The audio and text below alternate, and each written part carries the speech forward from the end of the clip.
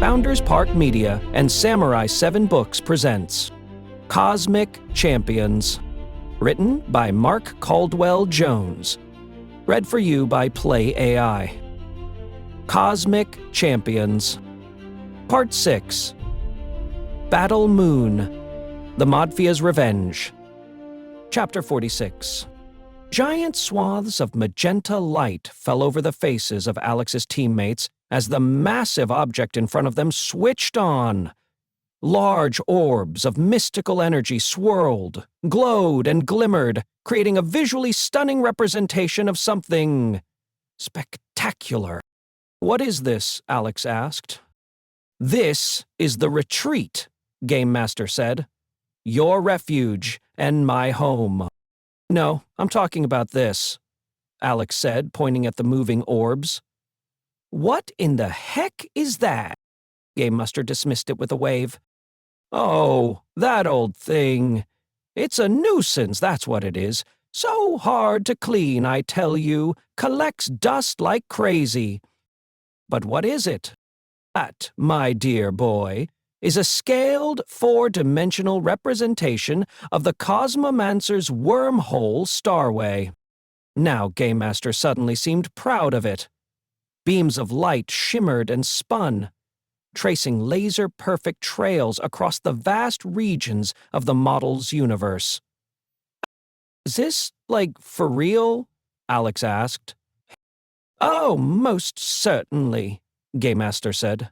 "My father, or at least, I think it was my father, was said to have helped create that." "You don't remember your father?" "Well, at my current age, one wonders if one ever had a father, or a mother. It was so many millennia ago, it is truly hard to know if it was a story, a dream, or my actual history." Alex couldn't wrap his mind around any of what the old wizard was saying. Still, he marveled at the model. Somehow, powerful forces beyond his comprehension had connected the entire universe through a network of cosmic expressways. "So, the portal key opens the starway?" Aspie asked. "That's right. That's how you arrived on the battle moon," he said. "The key provides both the access and the means of travel. The vehicle, so to speak." He pointed at one section of the model. When his finger swiped the edge of the holographic orb, it spun to life. A trail of light shot from the Gamemaster's fingertip out and around the edges of two spinning galaxies. To the center of another that looked somewhat familiar, a yellow sun spinning furiously with 9 planets orbiting. The blue radiance of Earth came into view as the starway indicator approached it. "That's incredible," Ms. said, trying to touch the Earth's holograph. "Any chance you can send us back?" "Like yesterday," Jed added. "Don't worry, you are safe here. The only way Malvexus could break through the retreat's defenses is if he became godlike. And that's an impossibility while you are hidden here," he said, not really answering Jed's question. Alex was very familiar with the godlike rules. 4 kills in 4 seconds is what it took. The buff increased speed, power, and health, making a player almost unstoppable. Becoming legendary, Alex's long-sought-after goal was similar but exponentially more difficult. It required killing 10 champions in 10 seconds. Of course, most people accepted this as an unobtainable carrot that the game company dangled over all players. No one had ever done it, and everyone who played the game declared it an impossibility. Everyone except Alex. But he'd given up the goal for good now.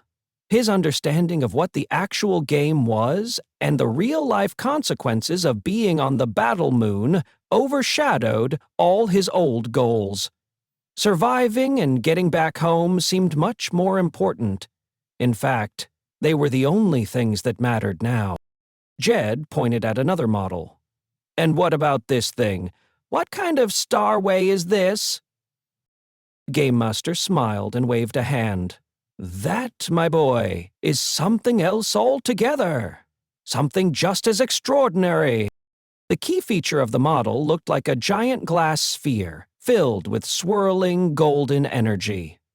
That orb was suspended inside another chamber that looked to be a gray stone wall, but when it rotated, it turned translucent, exposing its inner workings. The main golden sphere was labeled the Evercore. The model showed the Evercore fed two similar spheres. One glowed with a cool blue light, and the other glowed red. They orbited the Evercore like a pair of small planets, representing the game's two cosmocrons. On the wall above the Evercore model, a collection of large tapestries depicted the transformation of a barren moon into a mythical paradise full of forests, jungles, and lakes. The tapestries also showed two very familiar towers, the Crimson Castle and the Sapphire Sanctum. "This represents the work of the game engine," Gamemaster said. "The game's engine? You mean a computer?" Ms. asked. "Something much more than a mere computer," he said, tapping a finger on the model. "That is the Evercore, a true mystery. I've studied it for eons and still don't understand it. Nevertheless, its magic creates and recreates the world in which we now stand. It blooms the cosmocrons that power the red and blue bases. It charges the regeneration pods, fires the skulk pits, and enchants the intelligence that keeps score and makes all the game announcements. Quite simply, it is the magical heart of the Battle Moon. And I am its official caretaker." "Does it analyze the rules of the game? Or rewrite them?" Aspie asked anxiously. She had wandered away from the game engine model and was looking at a stack of dusty books. "Interesting question," he said, raising an eyebrow. "That is a more complicated matter. Well, does your library have, let's say, a collection of all the rule books ever written?" Aspie was biting her fingernails again. "I need to understand the evolution of regular gameplay because things have changed dramatically. And honestly, I don't know what we should do right now. If this were a regular game, it would be over. Yeah, it seems we're in some kind of limbo. Normal gameplay doesn't have rules for this, does it?" Ms. said. She wiped a tear off one cheek. Alex ran a nervous hand through his hair. He'd never seen his team so confused. Gamemaster seemed to notice as well. "I'd say your concerns are quite valid. The normal rules have been thrown out the window," he declared. "Because of that, I will provide you refuge until we rectify the situation." "Wait a minute," Alex said, throwing up his hands. "Shouldn't you know what to do?" Gamemaster nodded thoughtfully. "Well, yes, but Malvexus has made radical changes with his dreadmagic. This is the reason it was banned. It is highly destructive, and even well-trained cosmomancers find it hard to counter its effects. Using such an unconventional, rule-busting approach has put Malvexus in a formidable position. If that's true, why hasn't he finished the third round by destroying the Sapphire Cosmocron and declaring himself the winner?" Aspie asked. Good question." Gamemaster raised one of his bony fingers. "To buy some time, I removed it from the map. Had I not, Malvexus certainly would have won." "Wait a minute, you cheated?" Jed was amazed. "Well, if this was a game of Dungeons and Dragons, the Dungeon Master could tweak things on the fly," Genghis offered. "Doesn't a cosmomancer have the same power?" "Yes, that's somewhat correct," Gamemaster said. He patted Genghis on the shoulder, then looked at him oddly for a second. "Within certain boundaries, cosmomancers are allowed to make modifications." He walked over to one window and looked out at the real stars beyond the thin atmosphere of the Battle Moon. Alex looked up as well. The view reminded him of how far they were from home. "In truth, I tried to restart the game," Gamemaster sighed. "But that proved too difficult in my weakened state. So I have removed both the blue and red cosmocrons from the map." The team was shocked to hear this news and gathered closer to listen. He had their full attention now. "There is enough energy in the sanctum itself and in the Crimson Castle to respawn both of your teams one more time. But after that, there will be no resurrection. If you die, you will not regenerate. So, normally we destroy the cornerstone to win, but that's no longer the case?" Genghis was confused. "Correct. I've done something quite surprising, even for myself. I've downgraded the game. So now, we have to fight to the last player?" Aspie asked. "Is that right?" Gamemaster smiled at her deduction. "You are very bright, daughter of Earth." "Last man standing?" Alex asked. "Or woman," Aspie interjected. Well, Gamemaster nodded. "Yes, a true battle royale." "OMG, how's that gonna work?" Miz asked. "This whole situation is messy enough." "In ancient times, the game was this way. I guess you would say, in your Earthborn parlance, version 1 was a battle royale." "Why did you get rid of it?" Alex asked. The Cosmomancers believed that form of competition didn't encourage champions to manifest the highest virtues. It tempted players to become too egotistical and too selfish. The gameplay was always about the singular player, not about the team. So they reimagined the game with a concentration on team play. This seemed to elicit more noble virtues. But as you have experienced yourselves, having a team does not assure one manifests benevolence. In some ways, it complicates the dynamic. Players can hide their greed behind a veil of altruism. Gamemaster seemed to stare at Alex the whole time he explained these things. Alex flushed with emotion, as if both embarrassed and insulted at the same time. "So only one person can win?" Alex asked. "Yes, if the rules are followed. Only one player." "And what about the former version of the game? Is it gone forever?" Miz asked. Gamemaster twirled his fingers through his beard. "Well, it is gone, but not forgotten. The game has now been recalibrated to the original version. Surely this has put the game engine under stress. But I've decided it is best for now. Malvexus is a virus of sorts. If he's not stopped, the whole of the Battle Moon is in jeopardy. He rejects all the rules, spurns his honor. And this has been going on for some time. The cheating has awakened the dreadmagic's power. The monolake, which was a source of life for all creatures, is now a bog of dread, and it grows deeper and thicker with every misdeed. It is now nothing less than a terrible source of infection." "We found you in the bog," Alex said. "If it's so deadly, why are you still alive?" "Dreadmagic will kill anyone if the wound is deep enough or if the exposure is long enough. I foolishly let myself become ensnared while studying the change in the lake. Luckily, my magic was still stronger than the bog when you rescued me. However, we can't count on luck much longer." Gamemaster's face seemed to darken as he continued to speak. "It's just a matter of time before Malvexus tries to kill me and take over as Gamemaster. I'm sure he would destroy the Battle Moon, end the game altogether, and try to subjugate the Cosmic Alliance. Rogue champions were always a risk the Cosmomancers feared. This is why only the most advanced and noble species were invited to the game." He waved his hands in the air as if to gather all the stars in his arms. "You see, the cosmos isn't just held together by the starways. It's held together by the virtues of the inhabitants, its traditions and its institutions. These are the things that allow love and justice to be made manifest. Without them, everything devolves into chaos. Then entropy takes hold. Then the most powerful, dangerous force takes over." "And what is that?" Genghis asked. "Death, of course. The scientists call it entropy. The priests call it despair. We call it the dread, the terrible power behind dreadmagic." Gamemaster shook his head. I never thought until now that this might happen on my watch. But facts are facts.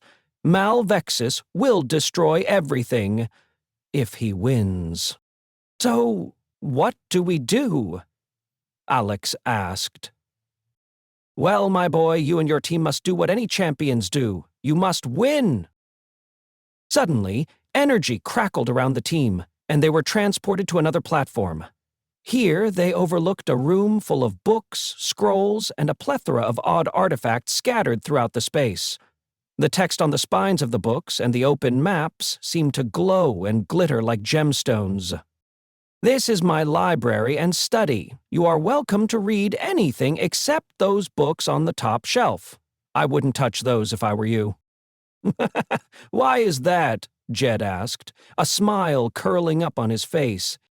Completely protected by magical charms. Instant death, so I'm told. Well, it's never happened to me, obviously. But you, young man, he patted Jed on the back, you'd be fried like a reaver rat on a Tambosian spit. Whatever the heck that is, Miz laughed. He stretched his ancient arm out from his robes and waved it with a flourish. They were once again in another part of his strange home. This magical leap transported everyone to a wooden deck built above an ancient grove of giant evergreens. Here, they could see miles of what appeared to be a primeval forest, lush and slightly humid. The regolith River cut through the center. The great Phantasmarune forest, Aspie exclaimed, pressing her hands to her cheeks. The heart of Quilodia. I can't believe it. Yes, child. Gamemaster seemed genuinely impressed. Someone has been reading the game lore. How good to know. One of you does indeed value the intricacies of world building. Such attention to detail is surely needed now more than ever. The ancient man raised his hands with another flourish, and they were all transported once again into a more traditional library. A massive fireplace crackling with a small fire was the central feature of the room. Plush couches and leather armchairs were neatly arranged around a low table. There were exactly 6 place settings. Each one had a copper service plate, shiny silver utensils, and a large crystal goblet. Once again, Sparkles Modfia, I welcome you to my home. Please, enjoy this meal. Rest and relax knowing you'll be safe here tonight. He waved his hand dramatically, motioning at the table, until a banquet of marvelous food appeared. The spread included roasted meat and vegetables on platters, side plates of various fruits and greens, baskets of bread and pats of butter, and large steins full of frothy liquid that filled the room with their yeasty aroma. Alex was drooling now, literally drooling. The team almost fell over each other, clambering to claim a seat. Having tasted the beer, Jed and Alex smiled devilishly at each other and clinked mugs in a happy toast. Gamemaster took the 6th seat, and the feast began.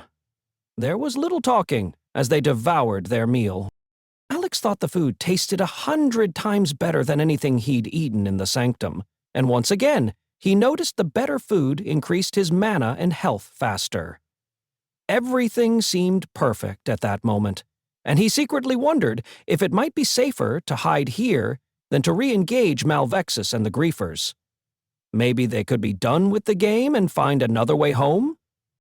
As soon as the eating and drinking slowed to a crawl, and it seemed no one could stuff another morsel in their mouths, Gamemaster asked about dessert. Yes, please, Jed said. He seemed to have a bottomless pit for a stomach. Gamemaster waved a hand, and a marvelous display of cakes and pies appeared, hovering above the table. Pick whatever delights you, he said. Then he stood up, magically cleared his place at the table, and replaced it with a clean set. Are you leaving us? Miz asked. No, my dear, just making room for your good friend, he said, smiling widely. Our good friend? Oh, yes. Surely you agree someone that risks their life for yours should be described as such. He waved his hand behind him, and Luna Lifestealer entered the room. She was bandaged, limping slightly, and looked frailer compared to all the other times they'd encountered her. Despite being mortally wounded, this gladiatorian warrior braved the wilds, found my home, which is no straightforward task, and explained the dire situation to me. She pleaded for my intervention. Had she not done all these things, I'm afraid I would have failed to rescue you in time. No one on the team seemed happy to see Luna, despite what Gamemaster had said. The tension in the room was as thick as the roasted meat they had just eaten. Luna held her side and grimaced as she sat down. Aspie was immediately up on her feet, standing over Luna and pointing an accusatory finger in her face. Luna Lightstealer is not our friend. She's a complete butthole. Alex's mouth dropped open. You're just now noticing? Jed added. A collective, angry outburst erupted from the team. Then Aspie turned on the Gamemaster. She had a chance to end this and didn't do it. Now we're all going to die, Aspie yelled, and it's her fault. Luna hung her head, saying nothing for a moment. When she spoke, her voice was soft and hollow. Would you kill your own brother? She asked, tears welling in her eyes. If he was a mass-murdering psychopath, then yeah, sure. Miz bellowed and stood up next to Aspie. She crossed her arms, as if to further challenge Luna. Before Luna or anyone else had time to react, Aspie had drawn her bow and a flaming blue arrow, its tip white-hot with blazing magic, was aimed squarely at Luna's chest. Stop it, Aspie Adlink yelled. If anyone gets to kill Luna, it's me. Alex grabbed Aspie by the shoulder and squeezed it affectionately. She turned briefly to look at him with tears in her eyes, perhaps expecting more jokes, but Alex was just as upset. Aspie lowered her bow. I'd idolized you, he said to Luna. His voice was on the edge of cracking. I swallowed all that warrior crap you were preaching to us, but it seems it was all bull. You betrayed the team. I thought he'd listen to me, Luna said. I'm his sister. Yeah, which you conveniently forgot to tell us from day one, Alex said. Anyway, it seems the only family that matters on the battle moon is your team. The ones who don't lie and will defend you from the insane killers on the other side. Alex drew his sword halfway from his scabbard. You need to leave, and leave now. We can't trust you anymore. Luna could barely get out of her chair, but she did it and hobbled across the rug. Wait a minute, Luna. Genghis held up a hand. Alex, didn't you hear what Gamemaster said? She tried to make up for what she did. If she hadn't asked for his help, we'd probably be... Genghis stumbled toward Luna, who had stopped on the threshold leading to the next room. Suddenly, he fell to one knee and mumbled something about needing to go to bed.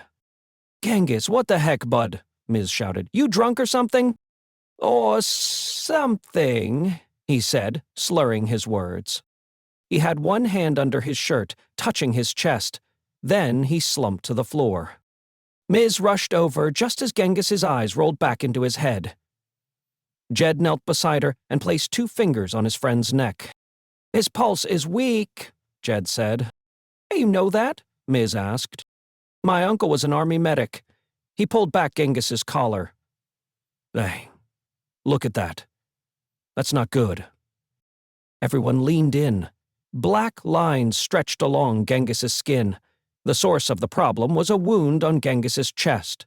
From there, the infection stretched out like a black hand, reaching up his neck, toward his brain. Jesus, what happened? Alex asked. He dropped to his knees opposite Jed and squeezed Genghis's arm. Help me get his shirt off, Jed said and looked at Alex, who hesitated. It seemed weird to undress his friend. Come on, man. He's hurt. We gotta see how bad it is. When they lifted Genghis's shirt, everyone gasped. The wound had grown 3 times the original size, It seemed every vein on his torso was filled with black ink. "Malvexus attacked him?" Espia said anxiously. "Yeah, this is the same stuff from the bog." Jed said, holding his hand over the wound. "I can sense it. Dreadmagic. Unfortunately, you are very right." Gamemaster leaned over Genghis, investigating the illness. His fingertips emitted green light, casting a glow that seemed to make Genghis look even worse. After a few minutes, Genghis slowly opened his eyes. He attempted a smile and tried to sit up when he recognized his friends, but it was too great an effort. "Oh, did I smoke too much bliss leaf again?"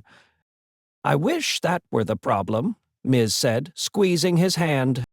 "I'm sorry, son. This doesn't look good," Gamemaster said, his brow creased with concern.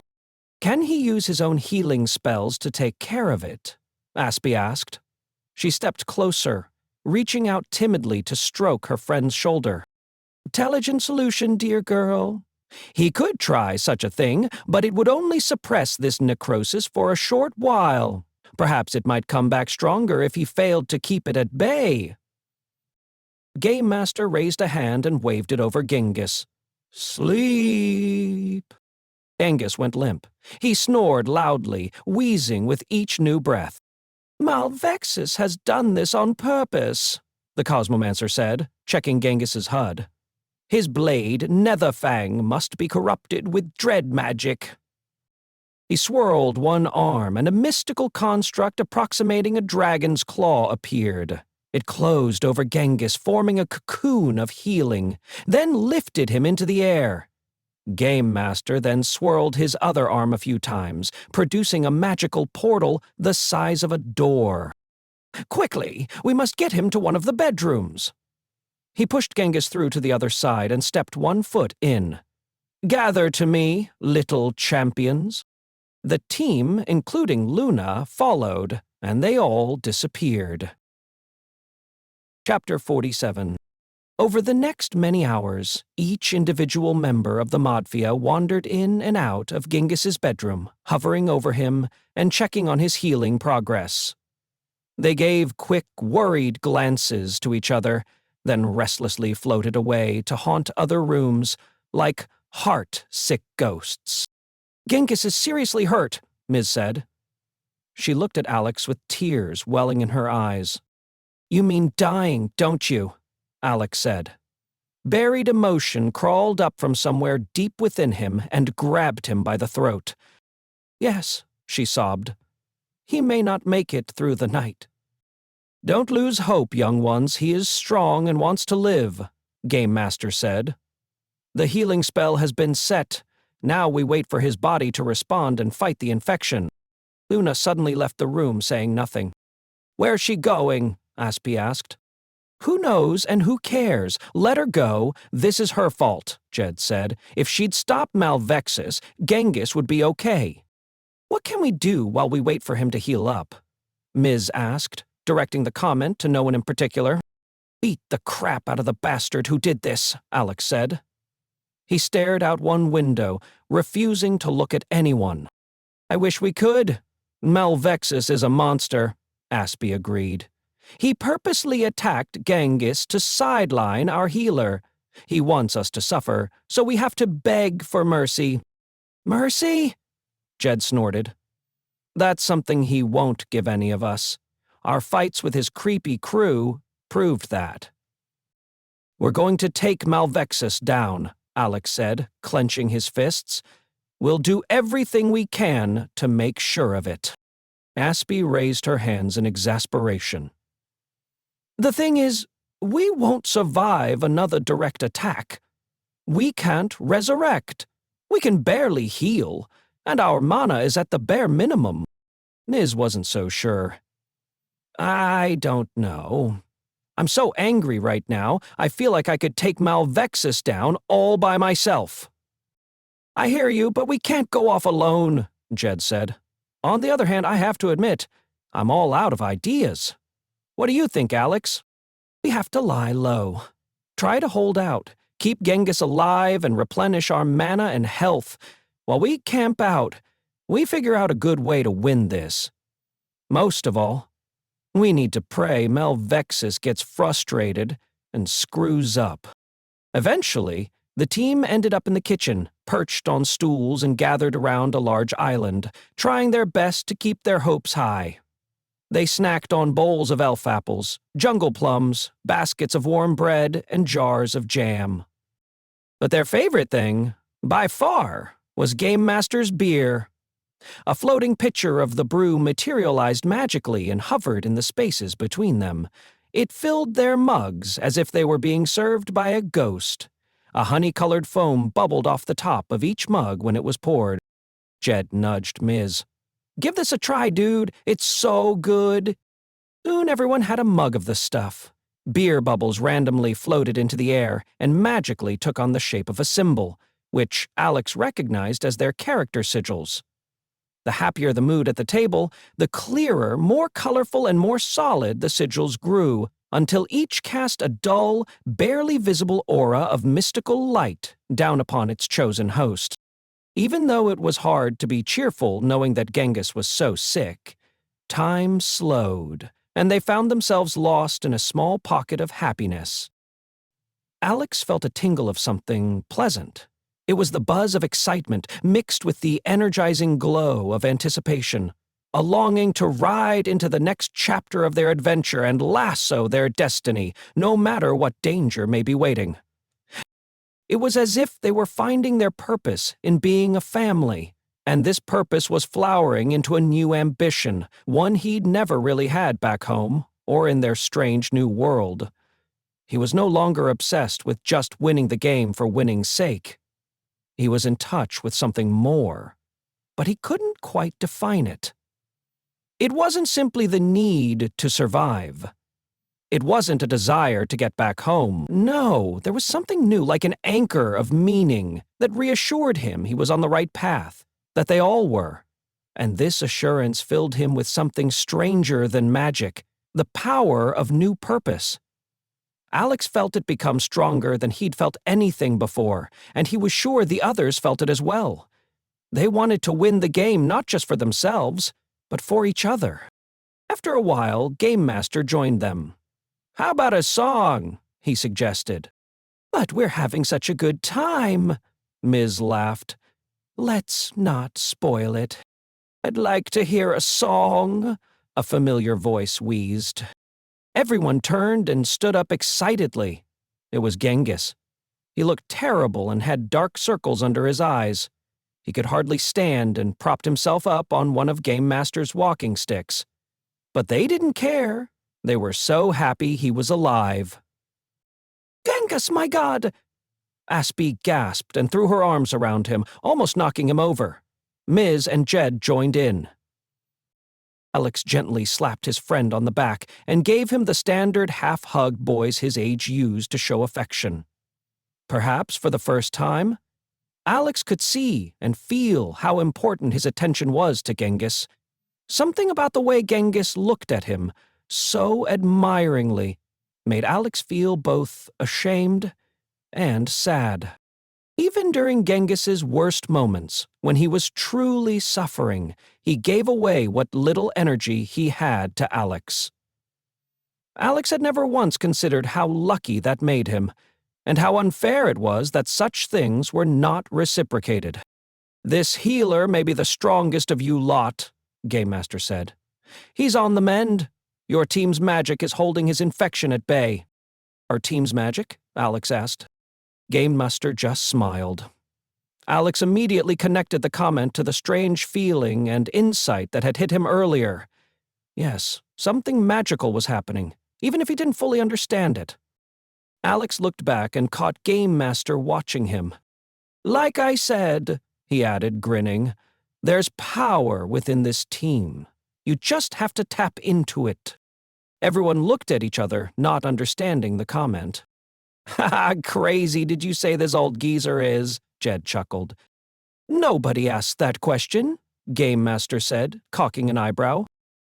"I just did," Jed laughed. pulling Genghis to the table and serving him some of the beer.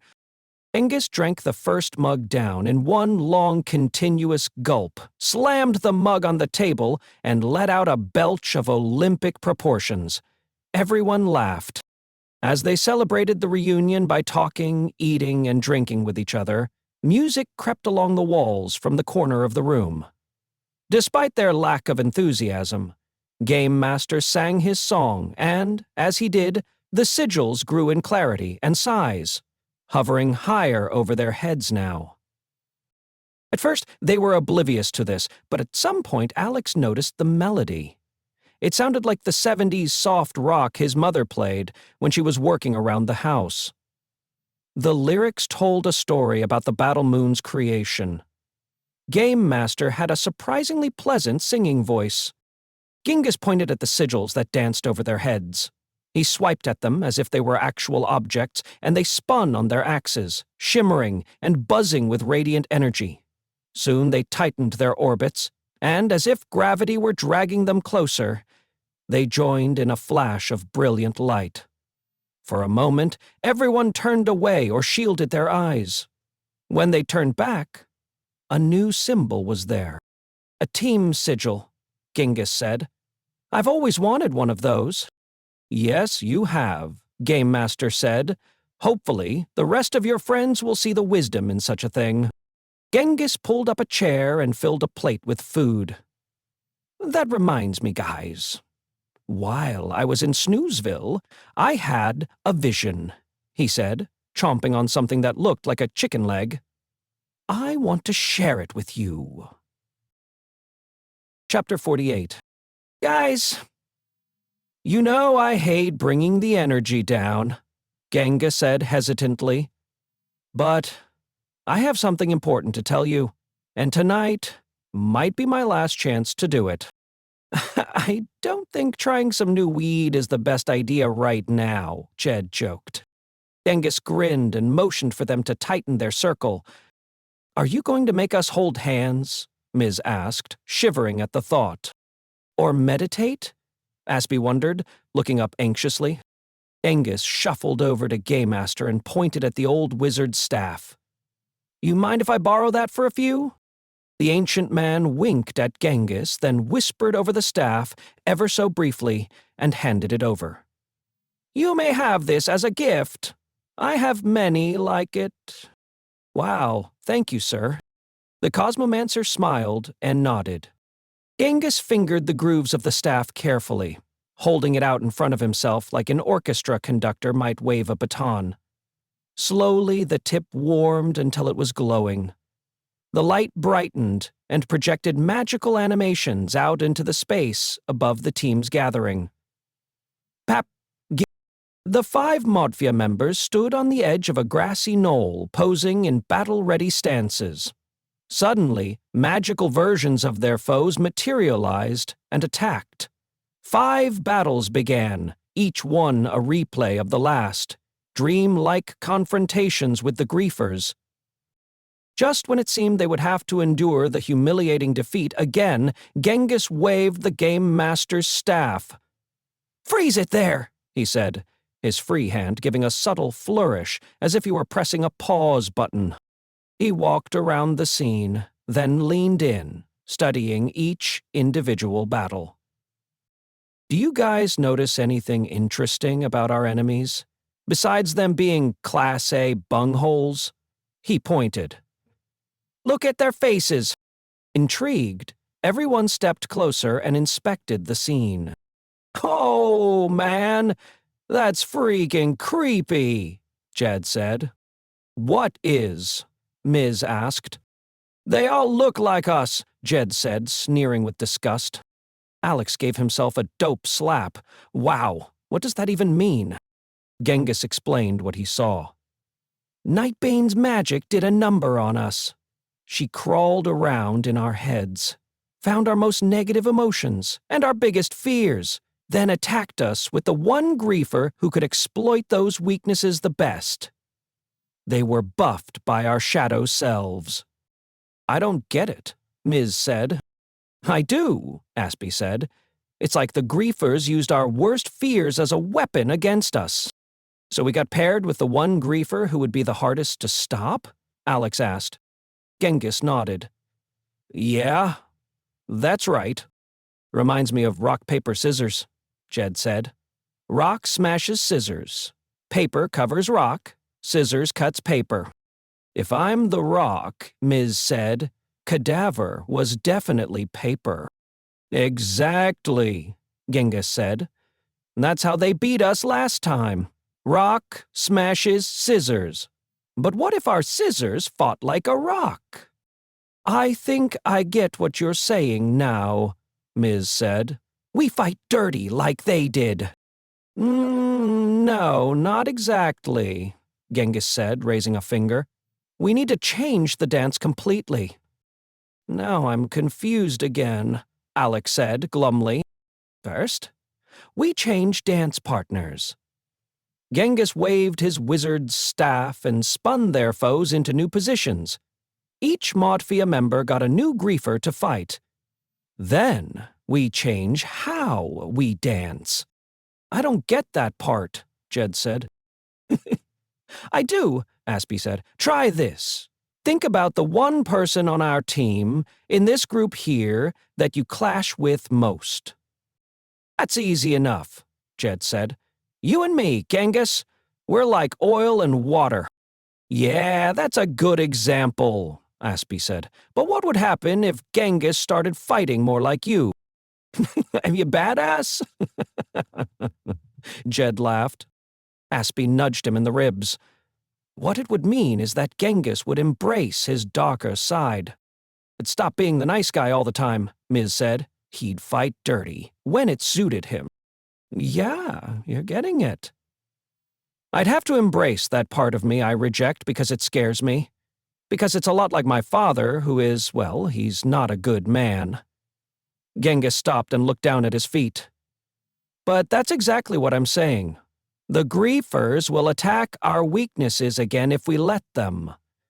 To win, we must change how we think about ourselves. Are we doing therapy now? Alex groaned. No, dickweed, Jed said, stepping up next to Genghis and putting an arm around him. We are learning how to stack the deck. Yeah, flipping the script, Aspie said. Malvexus hacked the game to win, Ms. concluded. We can't do that, but we can hack ourselves. You got it, Genghis cheered. There was a pause in the conversation as they considered the new strategy. Genghis hung his head, like he was suddenly very depressed. What's wrong, buddy? Alex asked. You okay? Sorry, thinking about killing Malvexus makes me emotional. He paused for a beat. When he raised his head, he wore a devious smile. And that emotion is pure joy. Chapter 49. Lackey Lickspittle sat in front of the largest vault he'd ever found on the Battle Moon. The amount of gold inside would be more than he would ever need if he could just get it open. His magical lock-picking device spun the dial of the ancient combination lock until a distinctive click reverberated through the dense steel casing. He stopped, laced his fingers, cracked his wasteland goblin knuckles, adjusted his goggles, then steadied his nasty little claw. Ah, okay, now for the final tumbler, he said aloud, as if coaching himself. Must be calm. The slightest ripple in my concentration will set off the traps. Just as his fingertips touched the dial, the loudest fart he'd ever heard rattled everything in sight. The disturbance immediately triggered the vault's defenses. A rapidly spinning blade sprang from some hidden place and cut off all of Lackey's fingers on one of his hands. They dropped to the ground before he even knew he'd lost them. When they wriggled on the dirty floor like dark green worms, Lackey screamed. A blood-curdling scream! Oops, sorry about that, the farting intruder said. Lackey grasped at his wounded hand, looking around the room. Aspie sat above the large vault, waving a hand in front of her face. That last mug of beer really didn't agree with me. I knew I smelled an Earthborn, Lackey grumbled. "Who dares challenge me? Is it you, assassin, or has the stupid monk come to fight?"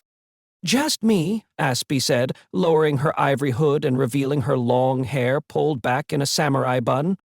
"Ho-ho-ho-ho! The anxious, defective one?" Lackey gaped. "I never expected such vileness from a she-elf." "Yes, that was the point," she said. "No matter," the goblin sneered. "Killing you is easily done."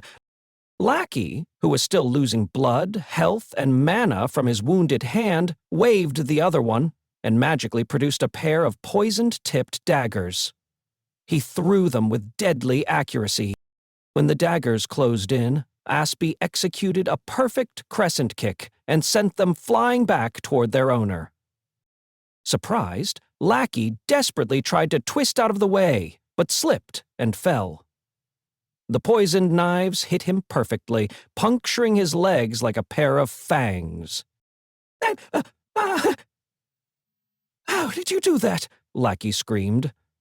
His health bar was down to a mere sliver now. "Nightbane defeated you so easily. Surely I can too." A flourish of mystical music rang out as Aspie laced her fingers into a meditative pose. "There is no failure in defeat unless one gives up," she said, her voice calm. "And this she-elf never gives up." In another lightning-quick move, she bounded up into the air, and like a graceful bird in flight, floated for a moment before delivering one of the most devastating kicks she'd ever executed. Lackey's health and mana were depleted completely. "But how?" he wheezed, drawing his last breath. "You're the weakest of them all." "How?" Aspie smiled. "The stupid monk, that's how. He's my good friend, and he taught me something. There's power in our weaknesses if we just embrace them." She bowed to her dead foe. "Couldn't have done it better myself," Genghis said. He was behind Aspie on a nearby ridge, watching from a higher vantage point. "Now it's my turn." Genghis raised his new staff and disappeared in a blinding flash. Chapter 50. Elsewhere on the Battle Moon, in a small collection of crystalline buildings called Mirrorstone Manor, Cadaver, the most grotesque of the griefers, had just started her spa day. "This facial better work," the murderous scourge elf mused. "The last one only clogged my pores. The blood was too old." "Yes, your gorgeousness. We have made sure this blood is fresh." "Prove it," she demanded. "I'm paying good gold for this." The female skulk snapped her fingers, and a squad of anxious assistants skittered across the room.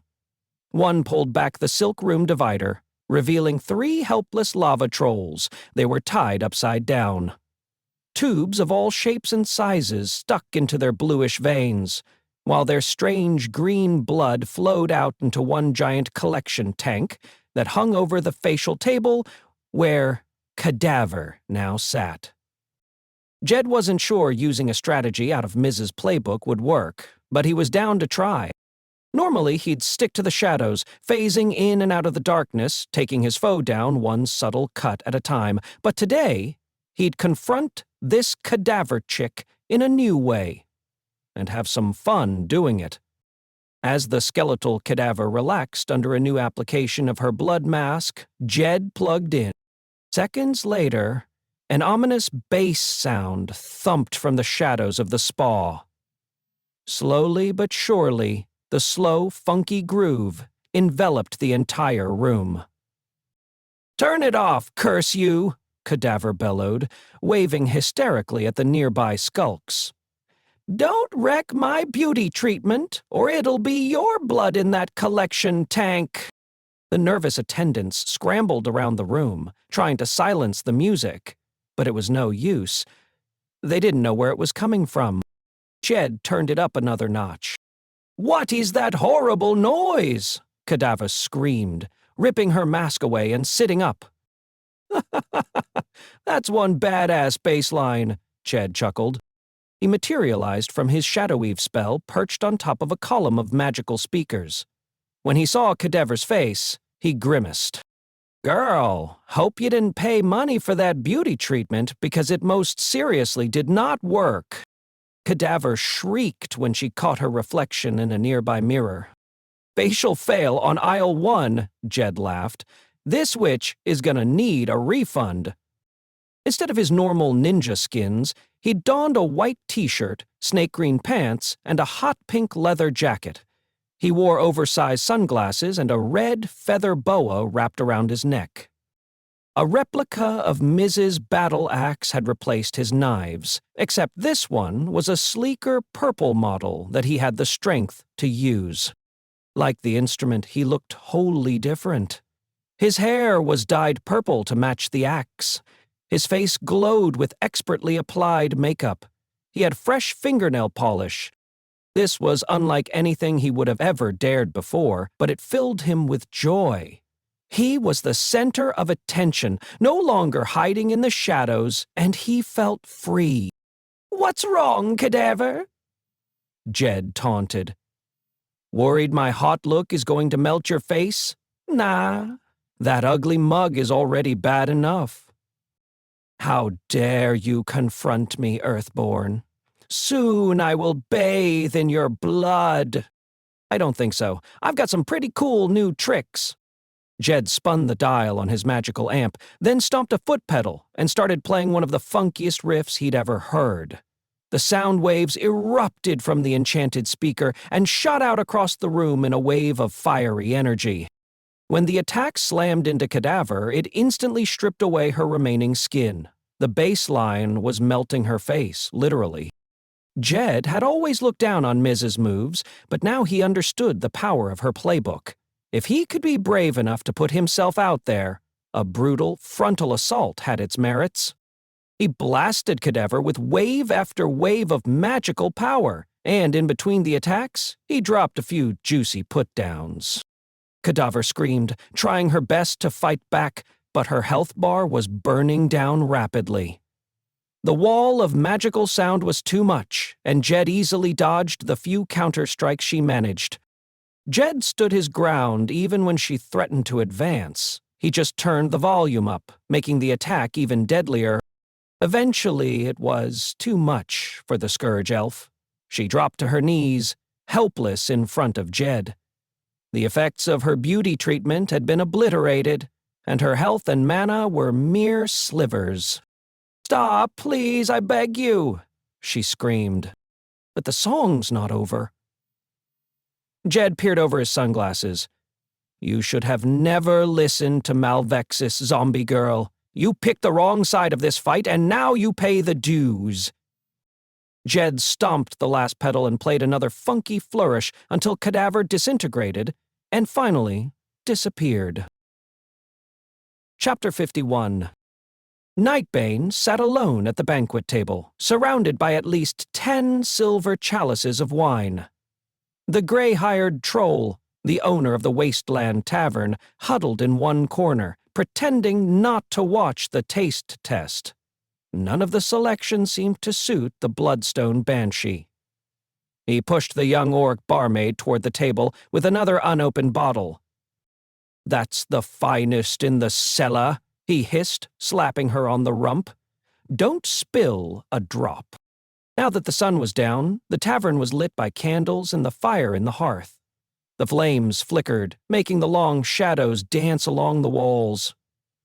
3 old Vestian dwarves, famous for making their home in the volcanic mountains, sat in one corner playing music. "Are you sure this is the best?" Nightbane complained, pushing the newest goblet away. "Because so far, these are a complete disappointment." The owner grimaced. He didn't know what to do to make the entitled champion happy. Surely he'd be killed, and his establishment burned down, if he dared challenge one of the griefers. They were now the de facto rulers of the Battle Moon. He couldn't cross any of them. Suddenly, the door of the tavern burst open. A gust of wind blew inside, extinguishing some candles, and a cloaked figure glimmering with moonlight entered, and sauntered to the fire. The stranger stood in front of the hearth, watching the flames dance. Slowly, her cloak absorbed the light of the fire and radiated a golden hue like molten metal. The Vestian dwarves were amazed and stopped their singing. When Ms. turned to face Nightbane, the champion looked confused, then extremely worried. This pleased Ms., and she flashed a very uncharacteristic smile that seemed to brighten the dim tavern. "Bad business of the Earthborn. The tank who talks trash," Nightbane growled. "Cadaver told me your size is both an embarrassment and disadvantage in combat. No wonder you hide yourself in that cloak. And you're Nightbane, the deranged coward who attacked my friends while they slept." "Yes, that was me," she laughed, her lips curling around her tiny fangs like two purple worms. "You were so easily beaten." "You shouldn't have messed with us like that," Ms. said. "Now, I'm going to do something I normally would never do." "And what's that?" "Hurt you real bad," she grinned. Real bad." Ms. cast aside the cloak, revealing her new bedazzled catsuit. It was the tightest thing she'd ever worn. It sizzled hotter than the fire behind her. A new, intimidating confidence radiated as she spun in a slow circle, showing off every detail of her curvaceous body. Nightbane made a sudden movement to grab her whip, Devil Maw, but found herself frozen in place. It seemed the catsuit was enchanted, and the magical light projected from the glimmering beads was hypnotic, trapping Nightbane in an unexpected trance. Mrs. Hand went up, leveling a pistol crossbow at the demonic elf. Two magical bolts glistening like ivory flew across the room and tattooed her forehead. Kashunk, kashunk. Nightbane tumbled over, crashing in a heap. Spilled wine poured down like a shower of blood. The Vestian dwarves rushed for the door while everyone else, including the old tavern keeper, tried their best to hide. The barmaid screamed, but the loudest screams came from Nightbane herself. "Don't worry," Ms. laughed. "I'm just getting started." Chapter 52. Bonegrin Banebreaker was furious. He raced out of the Crimson Castle, past the first protection tower, and opened a rift portal to Lackey's last known position. The distress ping had been sent from somewhere in the Southlands, specifically near the Acid Lake on the border of the Grey Sands, an abandoned wasteland troll gold mine, most likely. The door on the other side of the portal opened, casting a crackling, deep blue glow over one of the gray dunes. Several yards in front of him, he saw Lackey face down in the sand. He lay still, as if dead. "Lackey," he growled, "who did this to you?" He clawed at Lackey's shoulder, attempting to lift him out of the sand. Kaboom! The hidden bomb exploded. Magical shrapnel tore through Bonegrin's dense armor, ripping into his flesh and throwing him up in the air. He fell back down, crashing into a rocky outcropping with a sickening thud. Genghis stepped up next to the wounded fell orc. According to his HUD, the bomb blast had depleted nearly all his health and mana. "I want you to know," Genghis said, "you brought this on yourself." He raised his staff high as a magical bayonet appeared at one end. Then he thrust it down, impaling Bonegrin through his hard heart. "I'll kill you, monk!" Bonegrin groaned and clawed at the staff as Genghis twisted it deeper. "All of your pathetic friends will suffer." "Attacking us again would be a mistake," Genghis said, absorbing all of Bonegrin's remaining mana. This was a move he'd never considered before, finding the idea too aggressive, but he was following his own plan. Changing his dance partner and how he danced. Something about it felt right, perhaps even justified. Bonegrin looked back at him, completely helpless. Drool dripped over the side of his gray cheek. "I swear I will kill you all," he growled. "Oh, shut up!" Genghis shouted. He spun the bladed staff around and lopped off Bonegrin's head with a sickening wet snap. A minute later, Bonegrin's body levitated, returning to its assigned regeneration pod within the Crimson Castle. Genghis watched for a moment, wondering how much power those pods might still have. Gamemaster had guessed only one more resurrection would be possible for both teams. He prayed that the Crimson Castle was out of mana. When he clicked his heels together, his magical sneakers activated, and he flew away, hoping he'd seen the last of Bonegrim Banebreaker. Chapter 53. On a ridge overlooking the valley that cradled the Crimson Castle, a grove of ancient oaks swayed in the breeze. Alex and Luna sat beside each other on the highest branch.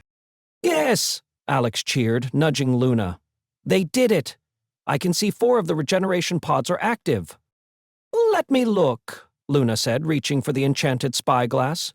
"By the cratered moon, you're right!" She raised both eyebrows. "Your team has gained much honor today." Luna looked at Alex. Alex looked back. It was hard to ignore the buzz of good vibes between them. No doubt his feelings about her had been on a roller coaster ride. He'd started with a volcanic hot crush, but that had been frozen by a glacier of anger after her screw-up with Malvexus. Now, he'd settled in a happy tropical climate full of warm emotion. Of course, Luna had found it hard to kill her own brother. Most normal people would. But the Modfia team was made up entirely of only children. None of them had siblings. This made them less sympathetic to Luna's dilemma. Also, Luna had braved the wilds by herself to warn Gamemaster, and she petitioned him to intervene, which pretty much wiped out the previous debt. However, it was her care for Genghis that stoked Alex's fire the most. He saw her concern about his best friend. Best friend? He rarely admitted that to himself, but it was true. That was how he felt about his buddy. Finally, Luna was proving extremely loyal to the Modfia. She'd stopped short of offering to fight Malvexus again, but she had willingly helped them plan the current ambush by offering up all the intel. Having once been a griefer herself, she knew their secret haunts, their strange proclivities, and their weaknesses.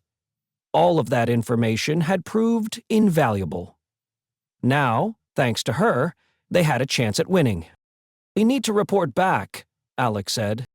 "The rendezvous point is just over this hill. Come on, let's go." They watched the castle for a few more seconds, then climbed down.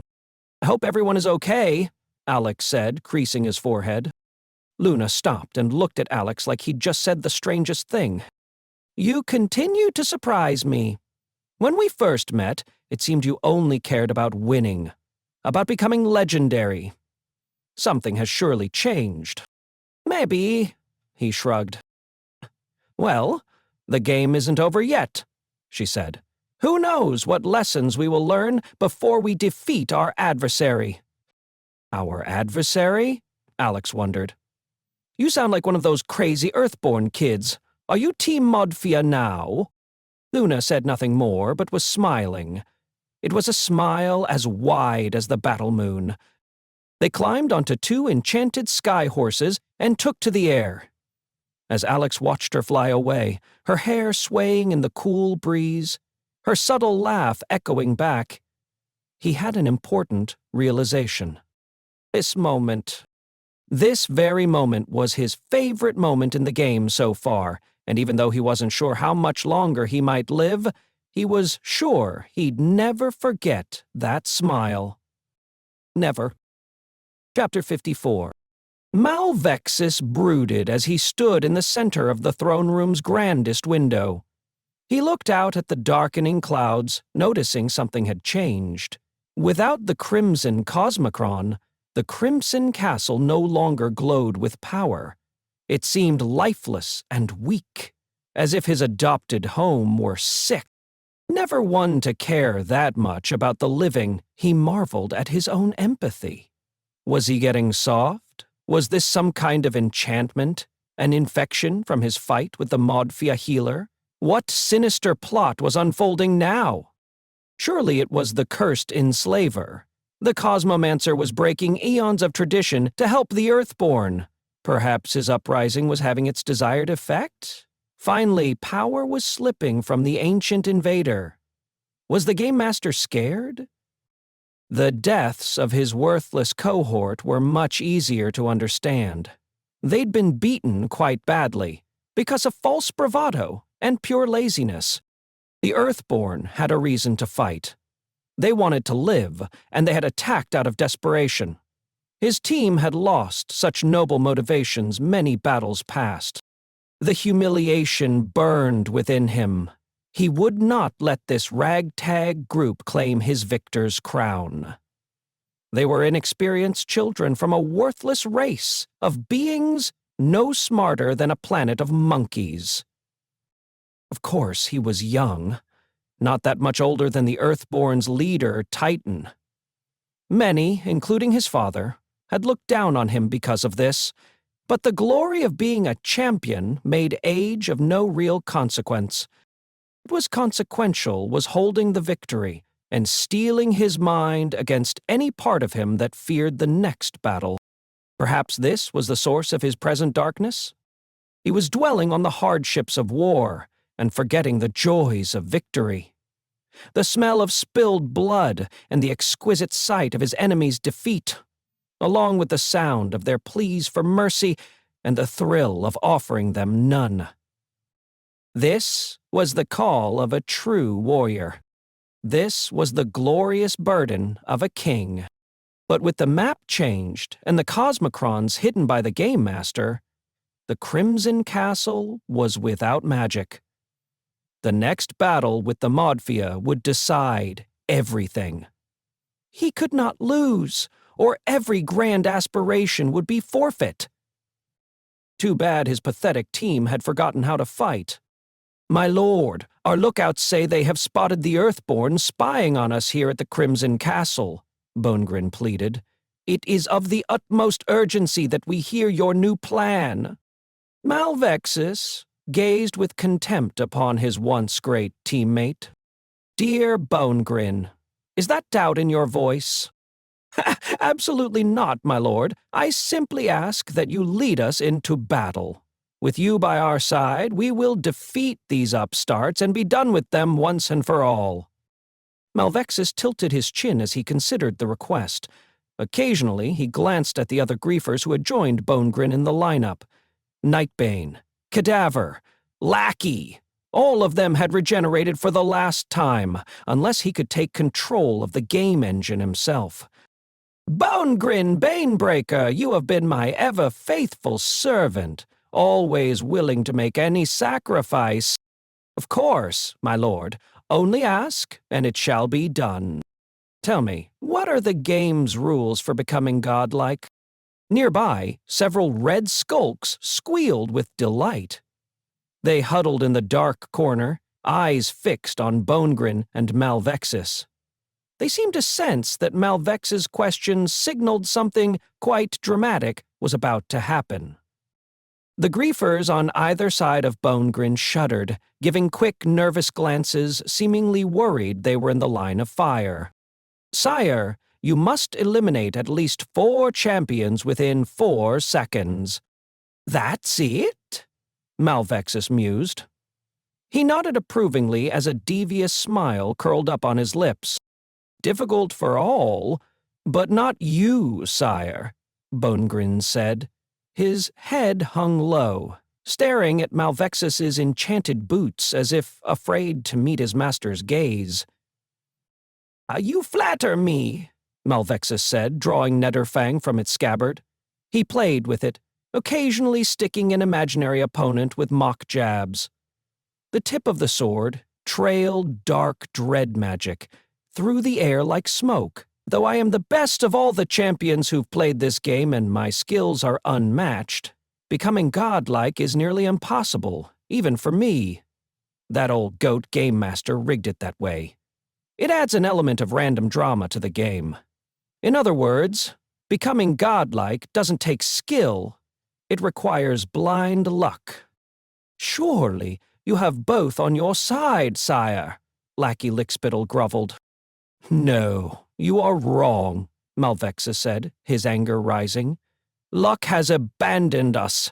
Your pathetic defeat proves that." He turned away, looking back out the window. He took a deep breath to calm himself and softened his voice. "But here's my stroke of genius. I just realized there is a simple way to harness the godlike power." His voice rose, dripping with devious delight. "That is, if I'm ruthless enough." Suddenly, before any of the griefers could comprehend what was happening, Malvexus had run his sword straight through Bonegrin's chest. The thrust was so quick that instead of pain, Bonegrin reacted with a look of pleasant surprise, as if his master were playing a joke. Then Malvexus drove his hand through the open wound and pulled out Bonegrin's orcish heart. He presented it to his loyal ganker to inspect. The heart continued to beat. Bonegrin groaned, then fell over dead. "Killing my team is the quickest route to becoming godlike, and since you've each failed me and proven just how worthless you are, at least you can give me this." Malvexus turned on Lackey, severing his little goblin head in one violent slash of his sword. Cadaver screamed in horror and cast a powerful blast of ice magic, which Malvexus easily blocked. The storm of icy daggers ricocheted off his force field and rained back down, impaling Cadaver, draining her of all remaining health. She slumped to the ground, with a look of shock on her face. Netherfang struck, lopping her head from her body. Nightbane fell to her knees, begging for mercy. Malvexus threw his sword like a spear, and her pleas turned to a blood-curdling death rattle. In seconds, the griefers lay slaughtered on the ground. As the bodies of his former teammates dematerialized for the final time, the screams, the blood, and the mercy not given filled Malvexus with inspiration. Nothing would stop him now, nothing, for he was a god now in every way that truly mattered here on the battle moon. He would kill the Earthborn. Kill the Gamemaster, take control of the game engine and its power source, the Evercore. Then the infinite bounty of the Cosmic Alliance would be his. That concludes Part 6 of Cosmic Champions. Please like and subscribe, and follow this channel to get the next installment of this exciting story. Visit Mark at JonesMarkC on all the socials for additional information and links to other free audiobooks and the next book in this series. Thanks for listening.